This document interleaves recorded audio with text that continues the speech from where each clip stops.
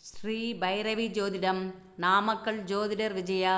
என் தாய் தந்தைக்கும் கற்றுக் கொடுத்த அனைத்து குருமார்களுக்கும் உங்கள் அனைவருக்கும் நன்றியுடன் வணக்கம். இன்றைய பதிவு பத்திரை கரணம்.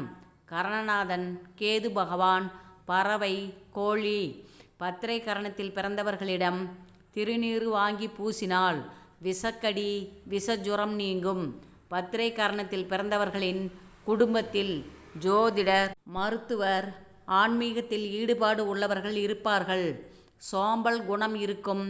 செய்யும் காரியங்கள் அனைத்தும் தாமதமாக செய்வார்கள். அனைத்து விஷயங்களையும் அறிந்து கொள்ளும் ஆர்வம் இருக்கும். பயம் இல்லாதவர்கள். சலன புத்தி உண்டு. கஞ்சத்தனம் குணம் இருக்கும். இவர்களை தூண்டிவிட்டு கொண்டே இருக்க வேண்டும். பாவ செயல்களை துணிந்து செய்பவர்கள். தவறான வழிகளில் செல்ல மனம் விரும்பும். செயல் திறமை இல்லை. இடத்திற்கு தகுந்தாற்போல் பேசி பழகும் குணமுள்ளவர்கள். கோழி இறைச்சியை வாழ்நாள் முழுவதும் உண்ணக்கூடாது. எதையும் ஆராயும் குணம் இருக்கும். விரக்தி மனப்பான்மை உள்ளவர்கள். ஜோதிடம், ஆன்மீகம், மருத்துவம், பூஜை பொருள் விற்பனை, நூல் மில், பவர்லூம் தறி, சித்த வைத்தியம், வழக்கறிஞர், வேர்களை பற்றிய ஆராய்ச்சி, சட்டத்துறைகளில் பணிபுரியலாம். பறவைகளுக்கு உணவளிப்பது. நடைப்பயணம் செய்வோர்க்கு நீர்மோர் தானம் தரலாம். திருச்செந்தூர் முருகப்பெருமானை வணங்குவது சிறப்பு. ராசி கும்பம். மலர் கோழிக்கொண்டைப்பூ. வருடம் 7 வருடம். ஆகாரம் சித்ரான்னம். பூசும் பொருள் பச்சை கற்பூரம். ஆபரணம் புஷ்பராகம். தூபம் பன்னீர். வஸ்திரம் தோல் வஸ்திரம். உலோகம் வெண்கலம்.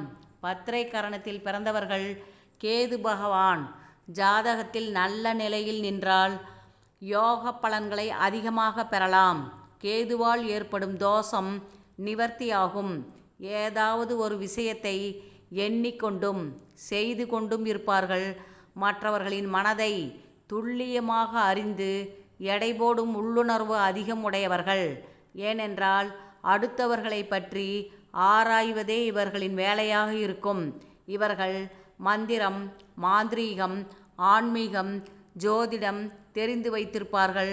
பத்திரை கரணத்தில் ஆயுதம் தயாரிக்கலாம். இவர்கள் கடன் வாங்கக்கூடாது. வாங்கினால் கடன் தள்ளுபடியாகும். கடன் வாங்கி அடைப்பதில் நல்லது நடக்கும். கம்ப்யூட்டர், பிரிண்டிங் வேலை செய்யலாம். பத்திரிகை துறை, ஊடகத்துறைகளில் பணிபுரிந்தால் நல்ல பேரும் புகழும் கிடைக்கும். வளர்பிறையில் பிறந்தவர்களுக்கு ஆராய்ச்சி மனப்பான்மையும் அதிகம் இருக்கும். வஞ்சம் தீர்க்கும் எண்ணம் இருந்து கொண்டே இருக்கும். அரசியல் ஆர்வம் உண்டு. வாகனத்தை வேகமாக ஓட்டுவார்கள். பசி பொறுக்காதவர்கள். அடிக்கடி குட்டி தூக்கம் போடுவார்கள். யாருடனும் ஒத்து போக மாட்டார்கள். நோய் வந்தால் அதை பெரிதாக எண்ணி பயப்படுவார்கள். வதந்தியை பரப்பும் குணமுள்ளவர்கள். ஆன்மீக பொருட்கள் வாங்குவதில் ஆர்வமுடையவர்கள். தம்பதிகளிடையே வயது வித்தியாசம், தோற்ற மாறுபாடுகள் இருக்கும். பத்திரை கரணத்தில் பிறந்தவர்கள் யமனை வழிபடலாம். யமகண்டம் நேரத்தில் செய்யும் காரியம் அனைத்தும் வெற்றியாகும். பத்திரை கரணத்தில் பிறந்தவர்கள் பிறந்த மாதத்திற்கு முந்தைய மாதத்தில் தலைமுடியை மொட்டையடிக்கலாம். பெண்கள் பூமுடி தானம் தரலாம். கொள்ளு தானம் தரலாம். இவர்கள் ஆஞ்சநேயர் வழிபாடு, விநாயகர் வழிபாடு செய்தால் ஜாதகத்தில் உள்ள யோக பலன்களை அதிகரிக்கலாம். தடை தாமதங்கள் விலகும். காரியம் ஜெயமாகும். கோழி வளர்ப்பவர்களிடம் கோழி தீவனம் வாங்கி தானம் தரலாம். முருகன் ஆலயத்திலும் காவல் தெய்வங்களின் ஆலயத்திலும் கோழி வாங்கி தரலாம். அதிகம் பேசுவார்கள். பேசியே காரியம் சாதிப்பார்கள். சாதனை படைக்கும் எண்ணம் இருக்கும். இவர்களின் சோம்பேறித்தனத்தால் எதையும் செய்து முடிக்க மாட்டார்கள். அதனால் கஷ்டப்படுவார்கள். முன்னோர் கர்மாவை கழிக்க பிறந்தவர்கள். வெட்டியாக பேசி பொழுதை கழிப்பார்கள். பத்திரை கரணத்தில் பிறந்தவர்களுக்கு கேது அவயோகியாக வரக்கூடாது. கேதுவின் நட்சத்திரங்களான அஸ்வினி, மகம், மூலத்தில் பிறந்தவர்கள் இவர்களுக்கு உதவி செய்வார்கள். லக்கணத்தில் கேது நின்றால் ஜாதகர் விரக்தி மனப்பான்மை உடையவர். உள்ளுணர்வு இருக்கும். ஆன்மீகத்தில் ஈடுபாடு இருக்கும். தனித்து இருப்பதையே விரும்புவார்கள். மனக்குழப்பமுள்ளவர்கள். லக்கணத்திற்கு 2இல் கேது நின்றால் குதர்க்கமான பேச்சு இருக்கும். யாருக்கும் புரியாத பரிபாஷையில் பேசுவது போல் பேசுவார்கள். புதிர் போடுவது போல் பேச்சு இருக்கும். வாக்கு பலிதம் உண்டு. தாய் வழி தாத்தா பாட்டி மூலம் பணவரவு உண்டு. யார் மீதாவது பழி போட்டு கொண்டே இருப்பார்கள். பெண்களுக்கு மாங்கல்ய தோஷம் ஏற்படும். குடும்பம் அமையாது. குடும்பம் வறுமையில் வாடும். லக்கணத்திற்கு 3இல் கேது நின்றால் ஜாதகரின் இளைய சகோதரர் விரக்தி மனப்பான்மை உடையவர். பொறுப்பில்லாதவர். ஜாதகருக்கு யாரும் உதவ மாட்டார்கள். இளைய சகோதரம் இருக்காது. இருந்தால் இளைய சகோதரரால் உதவிகள் கிடைக்காது. லக்கணத்திற்கு 4இல் கேது நின்றால் தாயார் மனக்குழப்பமுள்ளவர்.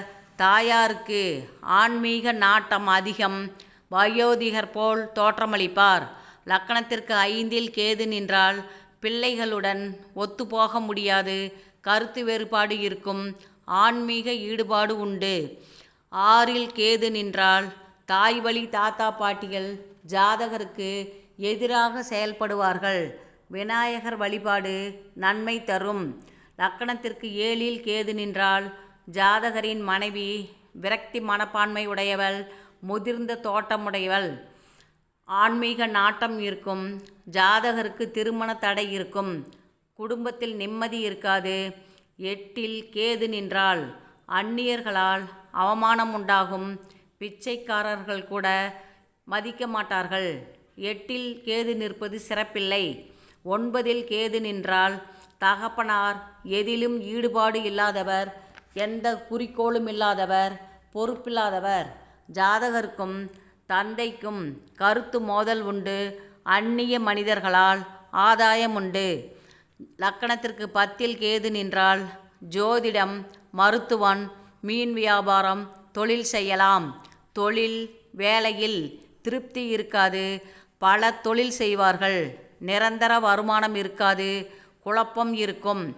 லக்கணத்திற்கு 11இல் கேது நின்றால் மூத்த சகோதரர் பொறுப்பில்லாதவர். தாய் வழி தாத்தா பாட்டி மூலம் பணவரவு தனவரவு உண்டு. பழைய பொருட்களின் மூலம் பணம் சம்பாதிப்பார். அதிர்ஷ்டம் இல்லை. 12இல் கேது நின்றால் பாட்டியால் விரய செலவு ஏற்படும். ஜாதகருக்கு தியானம் எளிதில் கைகூடும். இது 7வது பிறவி. முன்பே 6 பிறவிகள் எடுத்திருப்பார். ஜீவசமாதி வழிபாடு செய்வது சிறப்பு.